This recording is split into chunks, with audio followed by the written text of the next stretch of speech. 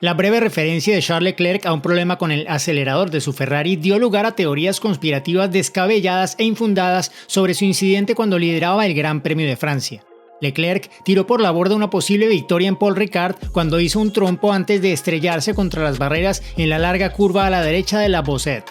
Después de la carrera hizo un mea culpa público, asumió su error y se mostró muy crítico consigo mismo, pero algunos aficionados y expertos sugirieron que había más en el incidente de lo que parecía. ¿Lo hubo realmente? Veámoslo. Leclerc apenas se bajaba de su Ferrari cuando comenzaron las teorías sobre su accidente. La principal tiene que ver con que se debió al acelerador atascado. Se ha informado que Leclerc gritó por radio "no puedo soltar el acelerador", sugiriendo que el acelerador estaba atascado. Eso parecía estar respaldado por un mensaje de su ingeniero de carrera de "ahora está en 0%", que se emitió en la transmisión mundial pero que extrañamente no era audible desde el canal de audio e imágenes de a bordo de Charles Leclerc en F1 TV. También se dijo que Leclerc se apresuró a asumir la culpa y que incluso pudo haberlo hecho porque dejó accidentalmente encendida la radio y había revelado el problema del acelerador por error. Entonces, ¿qué pensamos? Bueno, por mucho que nos gustaría que hubiera un encubrimiento detrás de esto para poder revelar algún truco que estuviese usando Ferrari, lamentablemente ninguna de estas afirmaciones tienen fundamentos sólidos. No solo no hay pruebas que la respalden, sino que todas las pruebas disponibles desestiman las afirmaciones. En primer lugar, el mensaje de radio de Leclerc parece haber sido mal escuchado. Leclerc realmente dijo "no puedo ir al acelerador". Se refería a un problema probablemente causado por el choque por el que el coche no producía suficiente par al acelerar para salir de las barreras dando marcha atrás. Esto fue algo que interpretamos nosotros mismos cuando revisamos por primera vez las imágenes a bordo y la radio de Leclerc, momentos después del accidente.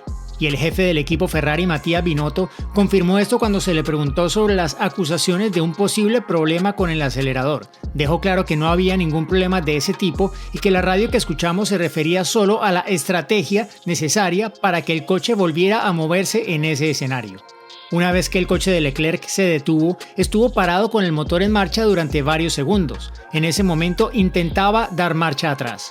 Entonces se apagó el coche y lo volvió a encender, enderezando también el volante para intentarlo una vez más. La aplicación del acelerador fue audible, pero de nuevo inútil.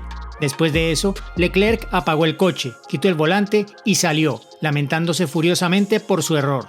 También admitió que se había dejado la radio encendida por error, pero eso era en referencia al grito de angustia que oímos más que cualquier sugerencia de que el mundo que lo veía había oído algo secreto sobre el accidente o el estado del coche de Leclerc.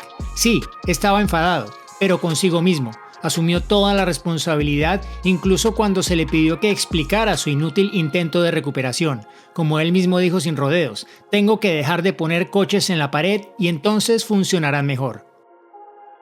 Aunque hemos desmontado rotundamente la teoría del acelerador atascado, hay una sugerencia más dentro de ella que debemos aclarar.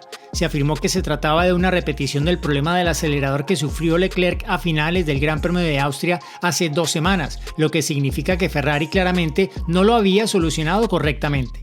Leclerc tuvo un problema inconsistente con el acelerador que se atascaba parcialmente en las curvas en Austria, donde logró aguantar para ganar la carrera.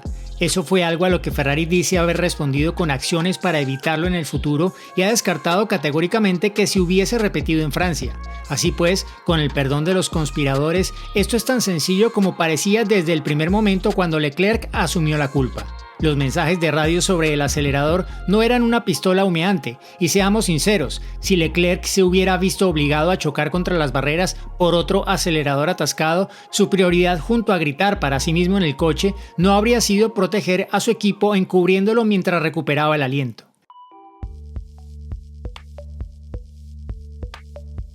Así que hemos establecido que esto fue un error de Leclerc y uno muy costoso. Leclerc y Ferrari creen que habrían ganado la carrera, así que a sus ojos son 25 puntos tirados a la basura. No nos detendremos demasiado en las hipótesis de cómo se habría desarrollado el resto de la carrera, más allá de reconocer que Max Verstappen estaba en camino de tomar la punta una vez que Leclerc se detuviera, por lo que Leclerc habría tenido que adelantar al Red Bull en la pista con el beneficio de los neumáticos ligeramente más frescos, o Ferrari necesitaba idear una estrategia inteligente para superar a Red Bull y volver al frente. En lo que nos vamos a centrar es en lo crítico que fue Leclerc consigo mismo. En el pasado se ha apresurado a levantar la mano cuando comete un error e incluso ha ido más allá de admitir un error. ¿Cuántos pilotos se te ocurren que se hayan llamado a sí mismos estúpidos como lo ha hecho Leclerc en el pasado? Leclerc volvió a hacer de las suyas el domingo, diciendo que aunque está rindiendo al más alto nivel de su carrera en la Fórmula 1 esta temporada, no sirve de nada si sigue cometiendo errores como este o su trompo al final en Imola cuando perseguía a los Red Bull. Esa honestidad es admirable, pero solo puede llevarte hasta cierto punto. En última instancia, si quieres estar entre los mejores pilotos del mundo, no basta con que te den una palmadita en la espalda por ser honesto cada vez que metes la pata. Al final, Leclerc tiene que dejar de cometer errores. El monegasco superará las 100 carreras en la Fórmula 1 a finales de esta temporada. Lleva conduciendo para Ferrari desde 2019 y aunque el equipo tuvo que pasar 2 años remontando desde su caída en 2020, ha estado allí lo suficiente como para situarse ya en el 11º puesto de la lista histórica de carreras disputadas para el equipo. Para comparar a Leclerc con Verstappen, Max estaba en el mismo nivel de experiencia a mediados de 2019. A diferencia de Leclerc, cuando se ha enfrentado al escrutinio durante su ascenso hasta convertirse en un constante líder, Verstappen siempre desestimó las críticas o las preguntas sobre su enfoque. Insistió en que no necesitaba cambiar nada de su forma de correr, aunque es ampliamente aceptado que comenzó a conducir con mayor madurez para convertirse en la fuerza que es actualmente. Ahora Verstappen es el campeón del mundo consolidado que obliga a Leclerc a ir más allá para ponerse a su altura. Podemos dar a Leclerc un poco de margen dado que Verstappen tiene 3 temporadas más de experiencia en la Fórmula 1 a sus espaldas, pero tampoco sería justo con Verstappen decir que se ha puesto las pilas recientemente y que ha dejado de cometer errores. Leclerc se ha encontrado con un coche más competitivo que el Red Bull de Verstappen cuando tenía el mismo nivel de experiencia, por lo que una comparación directa es difícil. Pero aunque Leclerc se apresura a señalarse a sí mismo con el dedo y ya ha dicho que no merece el título si lo pierde por algo menos que los 32 puntos que le han costado sus errores en Francia e Imola, eso no es contar toda la historia. Sí, los errores de Leclerc han sido costosos, pero una gran razón de su ahora enorme déficit de puntos con respecto a Verstappen es que Ferrari le ha dejado en el camino con demasiada frecuencia esta temporada. El coche de Leclerc se rompió cuando iba en cabeza en España y sufrió un fallo de motor en Azerbaiyán. Incluso se sobrepuso a un susto en la última carrera para ganar en Austria a pesar de luchar contra un acelerador que se atascaba.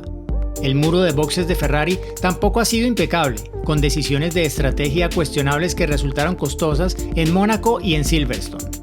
El simple hecho es que en lo que va de 2022, la combinación de Leclerc y Ferrari ha tirado demasiados puntos a la basura como para ofrecer una verdadera amenaza de título a Verstappen y Red Bull, que tanto ha tenido que trabajar para ponerse a la altura de la anteriormente dominante pareja de Lewis Hamilton y Mercedes.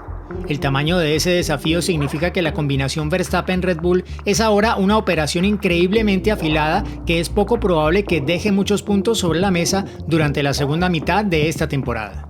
Ferrari puede señalar lo rápido que es su coche y puede declarar con toda confianza que habría ganado el Gran Premio de Francia y que no ve ninguna razón por la que no pueda marcar un 1-2 en Hungría, pero no ha dado a sus pilotos un paquete suficientemente fiable en lo que va del año.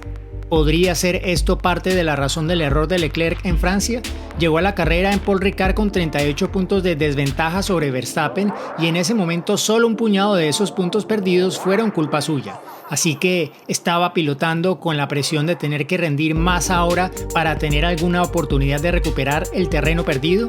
Por desgracia, la montaña que Leclerc debe escalar se ha hecho mucho más grande. Ahora está a 63 puntos de Verstappen con 10 carreras por delante.